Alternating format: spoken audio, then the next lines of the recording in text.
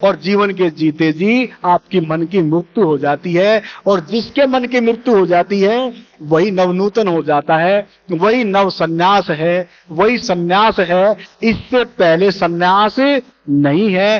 इसलिए जिस दिन आपके जीवन की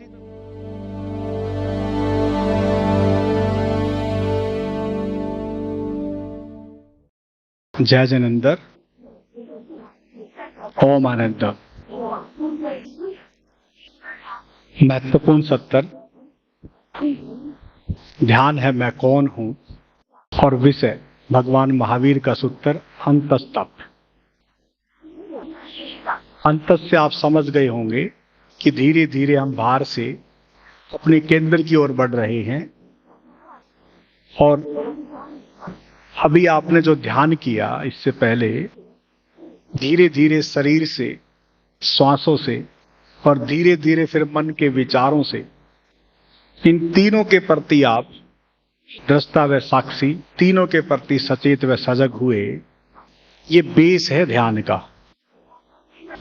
ना शरीर से हमें कोई प्रेज है, ना हमें श्वासों से कोई प्रेज है, ना हमें अपने मन के विचारों से कोई प्रेज है। शरीर जैसा मिला है आपके हाथ में नहीं है, आप आ गए हैं। श्वास जैसी है आपकी चल रही है। मन में जो विचार हैं, जो आप महत्वाकांक्षा लेके जन्मे हैं, वो आपके हाथ में नहीं है। प्रत्येक की महत्वाकांक्षा, मनोइच्छा अलग हो सकती है, और प्रत्येक का बाहर की परिधि पे शरीर सबका अलग है। एक अंगूठे का निशान 8 अरब लोग हैं, किसी से मेल नहीं खाता। ऐसे ही श्वास भी किसी से मेल नहीं खाती, और ऐसे ही आपका मन भी किसी से मेल नहीं खाता। इसलिए मन के विचार भी आपके हैं, श्वास भी आपकी है, शरीर भी आपका, और लेके आप जन्मे हैं संपूर्णता को, जिसके कारण ये तीनों हैं। अब हम धीरे धीरे उस यात्रा पर निकल रहे हैं जिसके कारण ये तीनों हैं। पहला अंतस्तप है प्रायश्चित, दूसरा है विनय, तीसरा वैवर्त, और पांचवा महत्वपूर्ण जिसे हम कहें स्वाध्याय। इसको अगर आप समझ लेंगे तो चीजें अपने आप से हल हो जाएगी। स्वाध्याय का अर्थ हम लेते हैं शास्त्रों के पठन पाठन से, ऐसा ही है ना? लेकिन सब गड़बड़ है।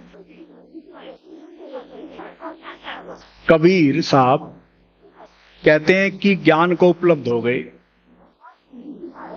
और ज्ञान की उपलब्धि का संबंध कबीर से जुड़ा है, लेकिन वो पढ़े लिखे। तो इसका मतलब शास्त्र के पढ़ने से स्वाध्याय का संबंध नहीं है। स्वाध्याय का संबंध है स्वयं के अध्ययन से, यानी कि स्वयं के जानने से,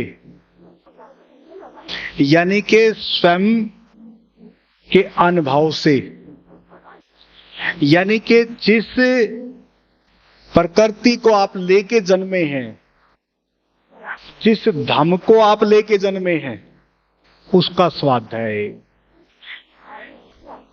जिस धर्म को आप लेके जन्मे हैं, एक धर्म है बाहर की परिधि पे जो परंपरागत रीत परिपाटियों के तहत जो हम निभा रहे हैं, लेकिन भगवान महावीर या जो भी बुद्ध पुरुष है वो इशारा कर रहा है कि प्रत्येक का धर्म उसके स्वभाव से जुड़ा है।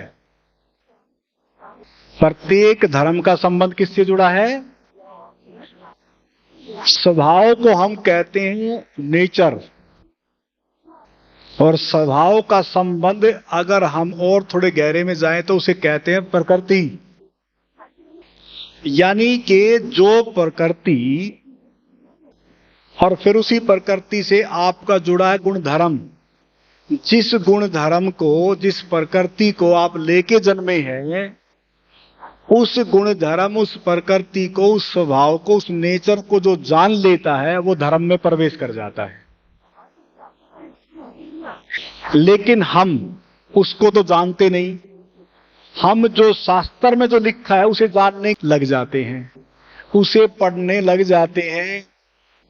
उसमें इतना जरूर है कि जिन्होंने जाना होगा, जिन्होंने कभी जाना होगा, वो अभिव्यक्ति शास्त्र में है, लेकिन आपके जानने की अभिव्यक्ति शास्त्र में नहीं है। जिसने पाया है उसकी अभिव्यक्ति शास्त्र में है, लेकिन आपकी अभिव्यक्ति शास्त्र में नहीं है। इसलिए अगर भगवान श्री कृष्ण का अनुभव था तो गीता प्रकट हुई। गीता पढ़ के भगवान कृष्ण ने गीता नहीं कही। ध्यान तो समझ लो, थोड़ा सा बस इसी चीज को समझ लो। क्या गीता पढ़ के गीता कही थी भगवान कृष्ण ने? भीतर अनुभव था तो गीता प्रकट हो गई। भगवान महावीर के जो जैन सूत्र हैं, क्या जैन सूत्र पढ़ के भगवान महावीर ने सूत्र कहे थे? उनको अनुभव हुआ तो जैन सूत्र प्रकट हो गई।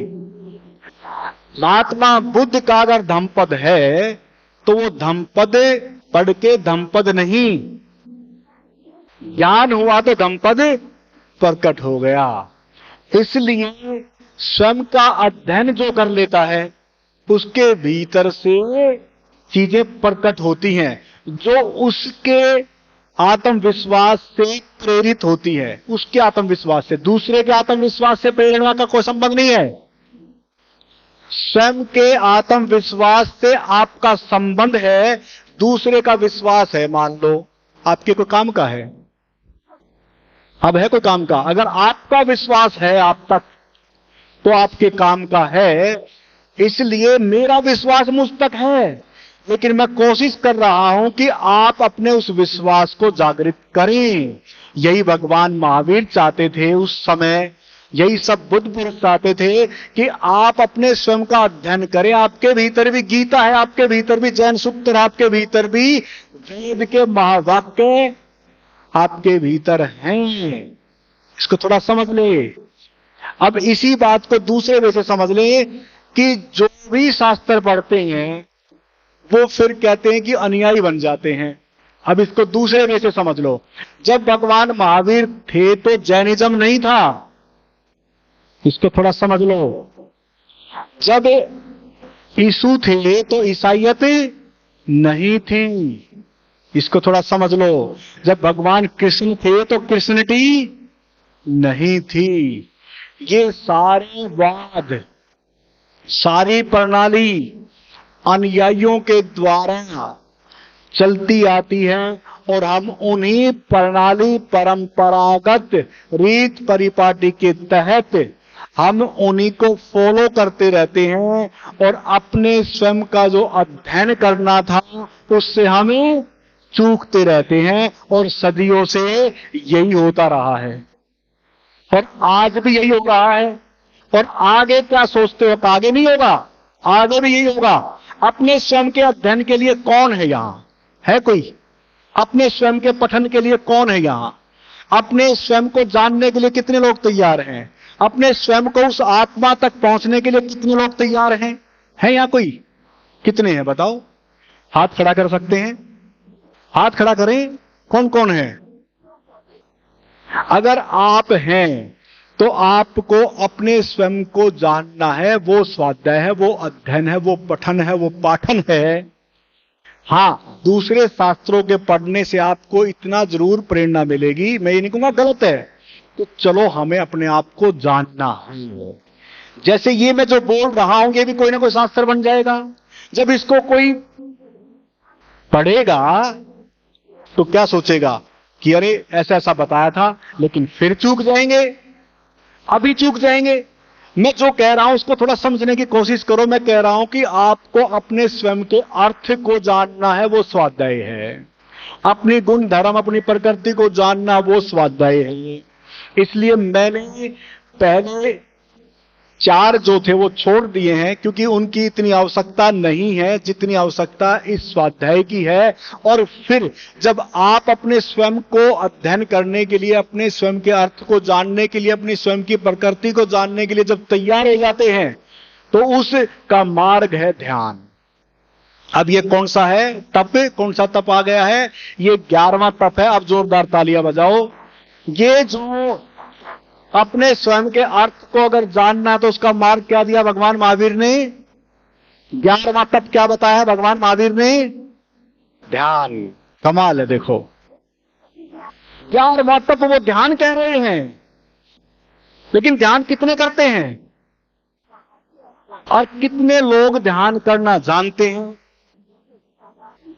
जो पहला जो आपने ध्यान किया है, मैंने ये तो नहीं कहा कि आप उसका ध्यान करो, उसका ध्यान करो, उसका ध्यान करो। मैंने कहा कि अपने शरीर के प्रति सचेत हो जाओ।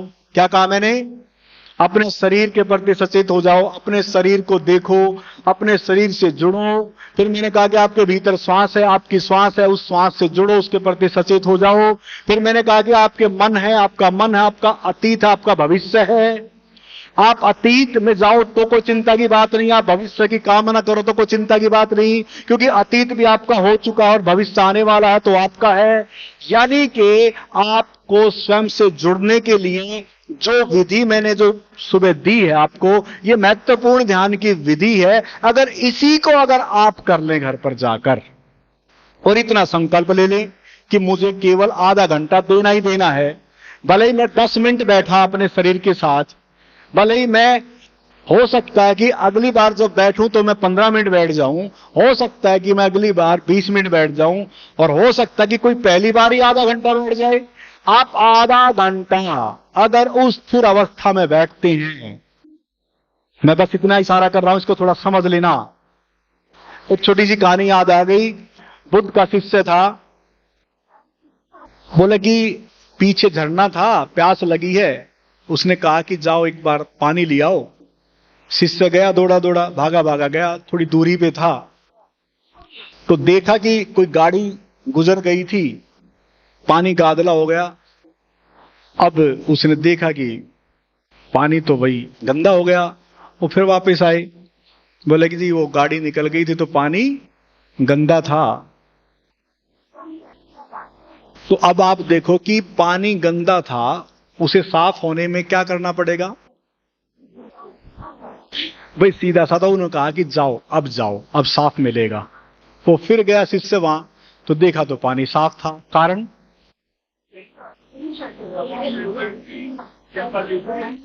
नहीं पहुंचे। अरे समय मिल गया ना पानी को साफ होने के लिए।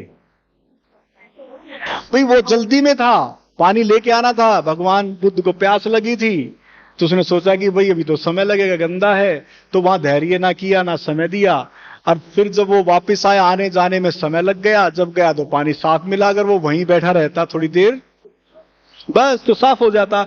यही ध्यान है, इसको थोड़ा समझ लें। अगर आप आधा घंटा स्थिर होके बस बैठना है, भाई मैं कुछ नहीं कह रहा आपको, मैं कह रहा हूं कि बस बैठ जाना। बेशक आप बिल्कुल सारा लेके बैठना। अगर अभी भी दुखी हैं तो मैं नहीं कहूंगा कि आप दुखी होके बैठें। शरीर को कष्ट नहीं देना है, कुर्सी है, दीवार का सहारा लगा सकते हैं, लेकिन दुखी होके नहीं बैठें, ठीक है ना? तो आप बिल्कुल कंफर्ट होके आधा घंटा बस बैठना है, बस बैठना है। और मैंने कहा कि बैठने का सहारा दिया मैंने, वो भी क्या सहारा दिया कि चलो शरीर को देख लेना, शरीर आपका सहारा बन जाएगा, आपका मित्र है, क्या दिक्कत है? शरीर को देख लेना, शरीर के सहारे आप स्थिर होके बैठ सकते हैं। फिर श्वास आपकी आ ही रही है, जा ही रही है, क्या जाता है? चलो श्वास को देख लो, वो आपके मित्र है। भाई श्वास आ रही है, जा रही है, उससे मैत्री कर लो। फिर आपका मन है, और बहुत से लोग यही कहते हैं कि जी जब भी हम ध्यान में बैठते हैं ना तो हमारा मन दौड़ता रहता है। ये कितनों के साथ होता है? सब हाथ खड़ा करें। मन दौड़ता रहता, भागता रहता है, नीचे कर लें। ज्यादातर यही बीमारी है, सभी को यही बीमारी है। मैं कहता हूं कि बीमारी नहीं है, विचार आपके रोके से नहीं रुकेंगे। जैसे शरीर का अपना स्वभाव है ना, शरीर की अपनी प्रकृति चली रही है, श्वास का अपना स्वभाव है, श्वास चली रहा है, ऐसे मन का भी अपना स्वभाव है, उसका नेचर है। पूरे दिन में 65-70 हजार विचार आते ही आते हैं, आपके किए से थोड़ी ना आते हैं। उसका स्वभाव है, उसका नेचर है। बस केवल केवल आपको उस मन के नेचर के साथ रहना, उससे भी क्या करनी है, जैसे शरीर से श्वास से मैत्री करी, तो क्या करना, मन से भी आपको क्या करना है, मैत्री करनी है। बस उन विचारों को केवल बस आप देखते रहें, जैसे भी हैं, जैसे शरीर को देखा, श्वास को देखा, जैसे भी आपके विचार हैं, जैसे भी, अच्छे बुरे का कोई मतलब नहीं है, अच्छे बुरे हैं क्या है, इससे कोई मतलब नहीं है। केवल बस देखना है, देखते रहना, देखते रहना, कभी ना कभी पर्दा खाली होगा। आपकी फिल्म जो आप अपनी देख रहे थे, कभी ना कभी खाली होगा पर्दा, और जैसे ही खाली होगा बस ध्यान का गुर हाथ लग जाएगा, और वो इतना आनंददायी, इतना प्रेमल, इतना प्रीतिकर होगा, आप कहोगे ओह आनंद आ गया। बस यही है वहां तक पहुंचना, ये तो इसके द्वारा होगा। लेकिन आज के समय बोले कि कौन आधा घंटा देगा, कौन समय लगाएगा, डेली की डेली 1 घंटा। अब मैं इशारा कर रहा हूं महत्वपूर्ण, मैं इशारा कर रहा हूं, थोड़ा समझ लेना। अगर जिसको बहुत जल्दबाजी है, हमारा एक कार्यक्रम होता है लेवल 2, जिसे हम परम अनुभूति कहते हैं। लेवल 2 तभी होगा जो यहां बैठे हैं वही उसमें प्रवेश कर सकते हैं, नया कोई भी साथी मित्र उसमें प्रवेश नहीं कर सकता। जो यहां बैठे हैं वो उसमें प्रवेश कर सकते हैं। 1 दिन का कार्यक्रम होता है, 8:30 से शाम 5:30 बजे तक का कार्यक्रम होता है। उस कार्यक्रम में अगर आप आते हैं तो मैं विश्वास से भरा हूं। कहते हैं कि जब माली कोई बाग लगाए तो माली की तब कीमत है कि एक आध कोई खिलने से रह जाए, अन्यथा सब जो भी पौधे लगाए हैं वे पलवित हों, वो खिले। उस माली की कोई कीमत नहीं कि बाग लगाए, एक आध खिले और बाकी सब खत्म हो जाएं। बस मैं इतना इशारा कर रहा हूं, मुझे विश्वास है, और मुझे तो इसलिए विश्वास है क्योंकि मैं 2009 से उस कार्यक्रम को कर ही रहा हूं, और जो भी वहां पहुंचते हैं, एक आधा कोई भूले भटके से रह जाए, अन्यथा कोई नहीं बचता। और वही सूत्र है जीवन के जीते जी मोक्ष का मार्ग। वही सूत्र क्या है, जीवन के जीते जी मोक्ष का मार्ग। जिस मोक्ष ध्यान के लिए आप बैठे हैं, मैं फिर इशारा कर रहा हूं, शरीर के द्वारा सचेत होके भी आपको मुक्ति मिल सकती है। लेकिन ध्यान देना, जब मृत्यु आती है ना, जब शरीर छूट रहा होता है, तो शरीर बेहोशी में चला जाता है। ये भी प्रकृति का विधान है, क्योंकि उस समय मन मृत्यु को अनुभव कर रहा होता है। शरीर को कोई मतलब नहीं है, ध्यान देना, इसको थोड़ा समझ लेना। कौन अनुभव कर रहा होता है, मन।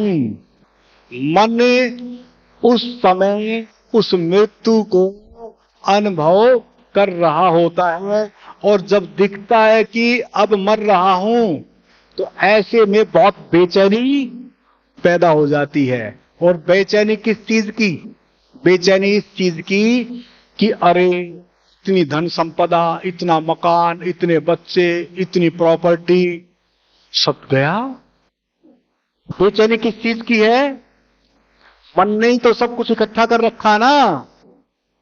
उस मन में अब ये सब चीजें हैं, और जब ये भीतर, जब वो उस समय बेचैनी बढ़ती है, तो उस कारण हम उस अति पे चले जाते हैं, मन के दुख में चले जाते हैं, इतने कि वहां शरीर उस दुख को सहन नहीं करता और शरीर बेहोश हो जाता है।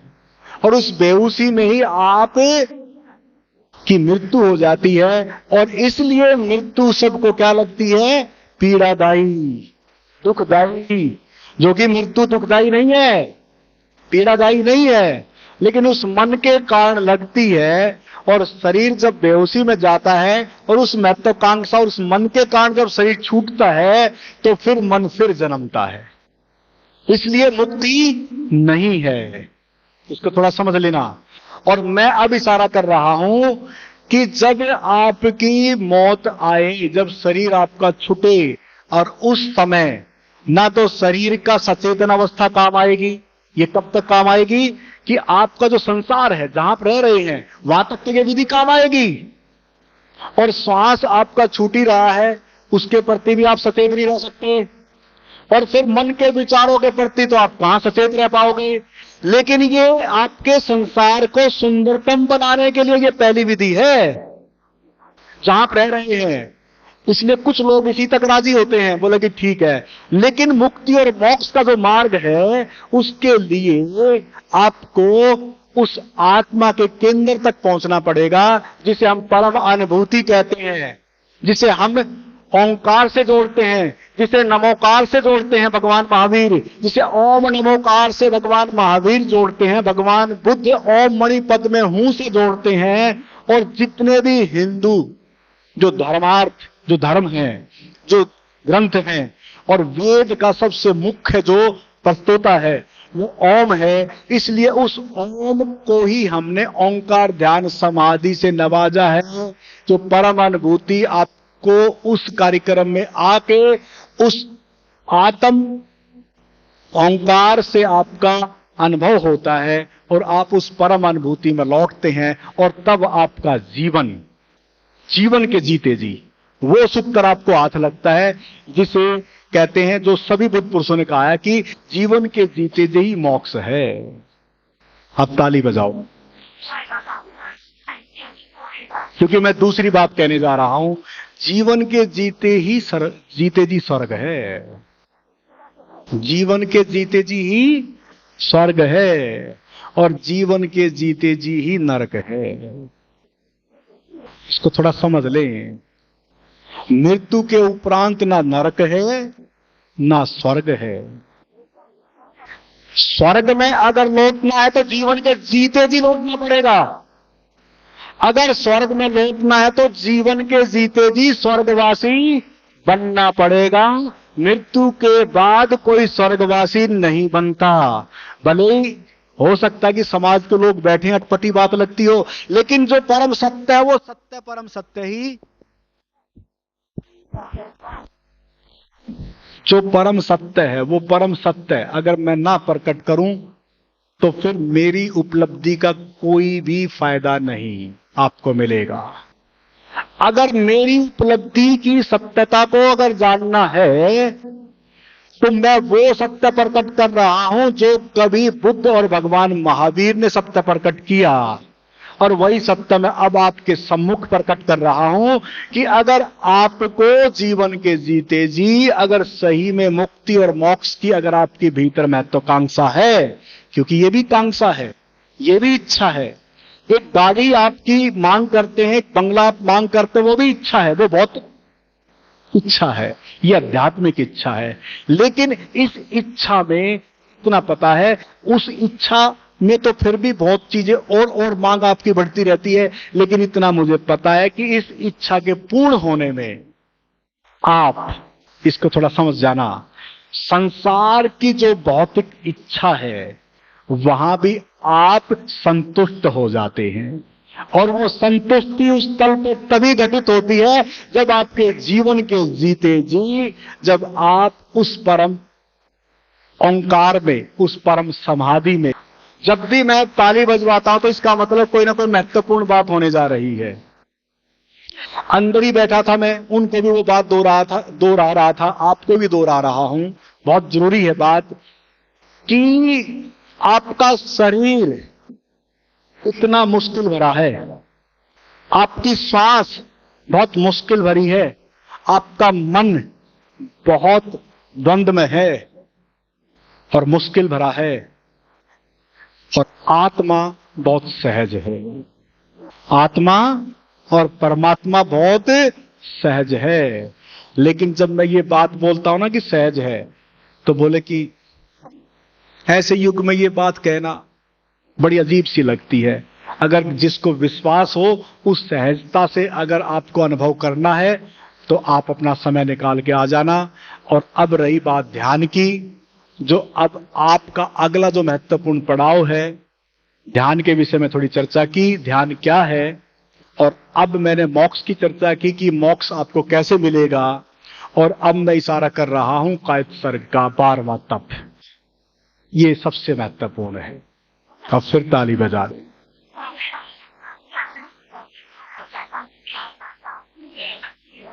कायोत्सर्ग को ज्यादातर क्या समझा गया है कि शरीर को तपाना, शरीर को सताना, शरीर की साधना करना। ये तो कायाकलेश में बात हो ही गई थी। 5वां जो तप था बाह्य तप, है ना? तो क्या भगवान महावीर किसी बात को दोहराएंगे, दोबारा कहेंगे? यही भूल है। कायोत्सर्ग के अर्थ को अब आप समझ लें कि काया से जो ये शरीर है, इसी शरीर में क्या है? आत्मा है।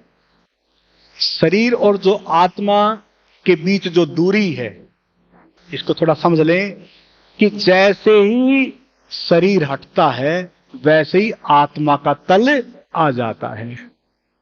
जैसे ही शरीर गिरता है वैसे ही आत्मा की अनुभूति होती है, जो पहले ही तप में थी, बाह्य तप में जो अनशन की बात आई थी। अब वो उसको और गहरे से कायोत्सर्ग को समझा रहे हैं कि जीवन के जीते जी जिसको मृत्यु का अनुभव हो जाता है वो कायोत्सर्ग में प्रवेश करता है। जीवन के जीते जी जिसे मृत्यु का अनुभव हो जाता है, साक्षात्कार कर लेता है मृत्यु का, वो कायोत्सर्ग में प्रवेश कर जाता है। हाँ जी, बात आई समझ में? जीवन के जीते जी मृत्यु का ज्ञान, मृत्यु का अनुभव किसको हुआ? जीवन के जीते जी मृत्यु का अनुभव नहीं हुआ? कितने लोग करना चाहते हैं? हाथ कमजोर पड़ गए भाई, मरना नहीं चाहते हैं? तो कायोत्सर्ग कैसे कैसे कैसे कायोत्सर्ग में प्रवेश होगा? है, मरना पड़ेगा।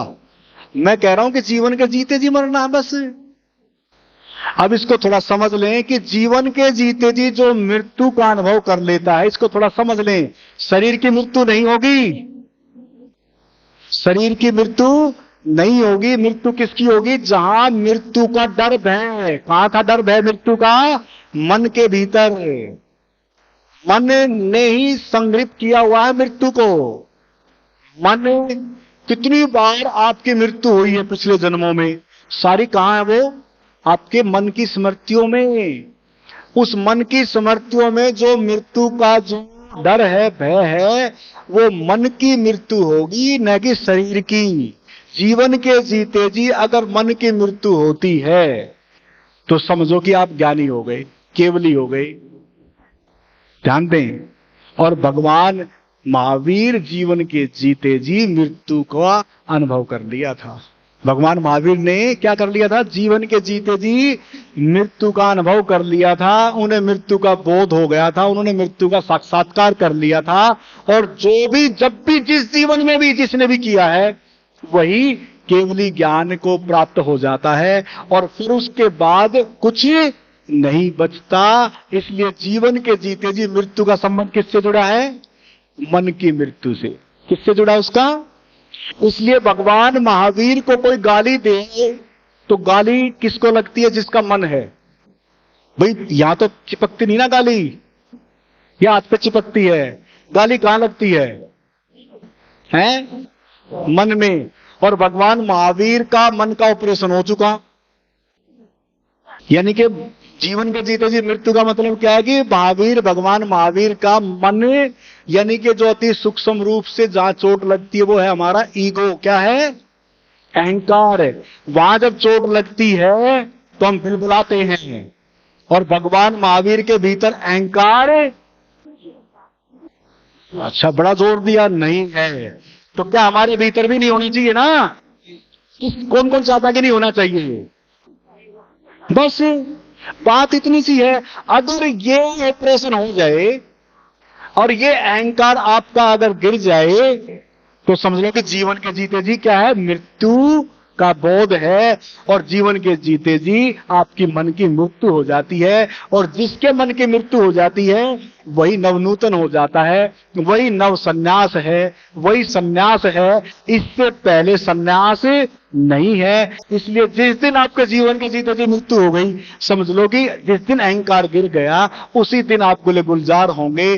और आपके भीतर जो आत्मा है वो अपनी पूरी फ्लावरिंग में आएगी और आपकी आत्मा में एक महाविस्फोट होगा। उसी विस्फोट को कहते हैं एनलाइटेंड, उसी को कहते हैं बुद्धत्व, उसी को कहते हैं संबोधि, उसी को कहते हैं कुंडलिनी का जागरण, उसी को कहते हैं आत्मज्ञान, उसी को कहते हैं जीवन के जीते जी निर्वाण, मुक्ति, मोक्ष। और उसी को कहते हैं परमात्मा में विलय कर जाना, आत्मा का परमात्मा में विलय कर जाना। अब आत्मा नहीं बची, परम अवस्था हो गई, परम गति हो गई। और उसी परमात्मा में अब आपकी यात्रा होने जा रही है। उसी अहंकार के गिरते ही आपकी यात्रा उसी में हो जाएगी। और जीवन के जीते जी जो मन के भीतर जो मृत्यु का भय है, आप निर्भय मुक्त होंगे। मृत्यु के भय से जो डर है उससे आप मुक्त होंगे। सबसे बड़ा डर मृत्यु का ही है और उससे आप मुक्त हो जाएंगे। तो इससे बड़ी कोई विजय हो सकती है? इसलिए भगवान महावीर को क्या कहा? विजयकार, वीर, महावीर। क्या वो उन्होंने कोई युद्ध लड़े थे? उन्होंने किस पे वीरता प्राप्त कर ली थी? मन को। मन का जो अहंकार है उस पे उन्होंने विजय प्राप्त कर ली थी। कैसे विजय प्राप्त करी? अहंकार गया, आपको गाली दो, कोई कील ठोको कानों में, कोई कुछ भी करो, भगवान महावीर को कोई मतलब ही नहीं है। हमें कोई गाली दे तो हम 10 गाली के लिए बैठे हैं तैयार। तो इसलिए साथियों मित्रों, अगर मैं कहता हूं कि समझ अगर थोड़ी बहुत आ गई हो, तो अगर कोई आज से आपको कोई गाली दे, कुछ कहे, तो याद कर लेना ये बात, अरे ये कहां लगी है ये गाली, कहां चोट लगी है? अहंकार को, मन को। तो थोड़ा तसल्ली देना, थोड़ा शांत हो जाना, कोई नहीं, ठीक है ना? क्योंकि अभी आपका अहंकार गिरा नहीं है। और जैसे ही गिर जाएगा तो फिर तो आपको गाली लगी नहीं सकती, फिर तो आपको कोई चोट पहुंचा ही नहीं सकता, फिर तो आपको कोई छू ही नहीं सकता, फिर आप तक कोई पहुंच ही नहीं सकता। इसलिए भगवान महावीर तक अगर आपको पहुंचना है और उन्हें जानना है, उनके शास्त्रों के अध्ययन से नहीं जान सकते, आप अपनी उस परम गति के अनुभव से उनके करीब आ जाएंगे, क्योंकि सभी वही तो हैं। अब आपको भी वहीं लौटना है। अब सभी साथी मित्र तैयार हो जाएं। देखो, बातचीत किसने कितनी सुनी है इससे भी इतना मतलब नहीं है, किसने कितनी ग्रहण करी है इससे कोई मतलब नहीं है। इसको थोड़ा समझना। किसी का ध्यान यहां था नहीं था इससे भी कोई संबंध नहीं है, किसी का कुछ उड़ गया कोई दिक्कत नहीं है हमें। लेकिन अगर आप करने में अगर ध्यान नहीं देंगे तो फिर कोई फायदा नहीं है यहां आने का, फिर आप अपना समय बेकार कर रहे हैं। तो आपका फायदा कब है? मैंने देखो कितनी बातें खत्म कर दी है ना? जिसने ग्रहण किया है तो बहुत अच्छी बात है, जो पी गए हैं बहुत अच्छी बात है। लेकिन अब मैं क्या कह रहा हूं कि अगर कुछ रह भी गए कोई चिंता नहीं है। क्या है? करना है। क्या है? करने के लिए तैयार हैं सभी। पहली चीज, जो वरिष्ठ हैं, मुझे पता है कि हो सकता है कि